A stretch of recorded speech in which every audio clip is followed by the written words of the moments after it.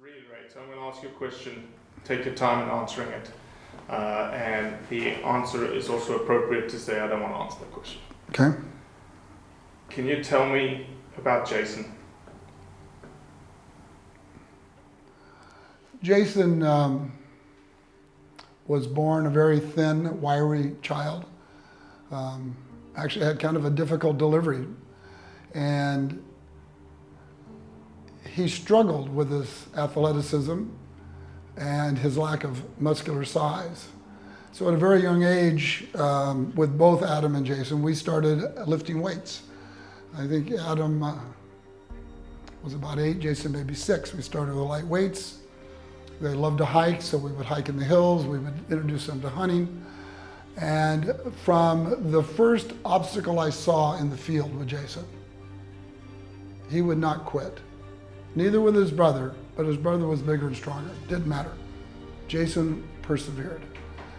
And anytime he failed, and he was cut off 2 junior All-American football teams, twice in a row. He came and practiced with his brother. Then he finally made the team. Then he made the high school team, went to college, and finally played in the pros.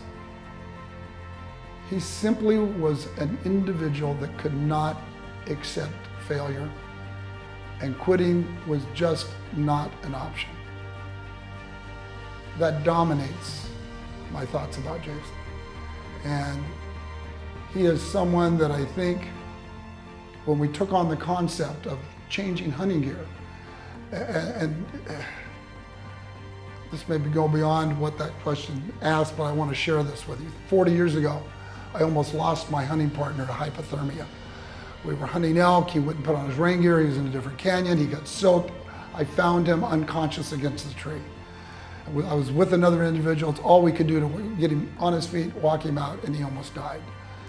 So from that point forward, anybody I hunted with, I emphasized the importance of rain gear. No matter what you thought the weather was going to do, we weren't going to get wet. Jason grew up in that environment.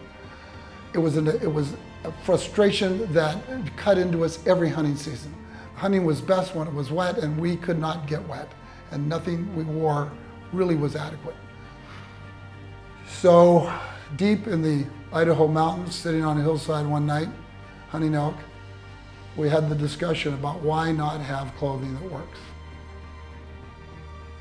Jason says, I'm going to find out what it's going to take to do this. That was the beginning of what became Sitka. When that dissolved, what became KUIU. And when you think about what Jason has done, the biggest change between Sitka, which is retail, and KUIU was his desire to touch his customers, to feel what they wanted, what they needed, what ideas they had. And it simply wouldn't work in retail, but it would work in direct sales, online. And he thrived on talking to every customer he could talk to in any airport, over the phone. And he took their needs personally, and that is what's driven the company. The design, it keeps us on point. Our end users, I really don't like the term customers, I think it degrades the relationship. These are end users that we value more than anything else. And Jason would go out of his way to thank anybody that had KUIU on. So what about Jason?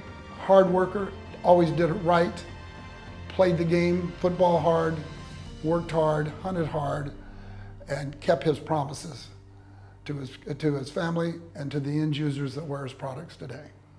So I feel very fortunate to have had 47 years with him.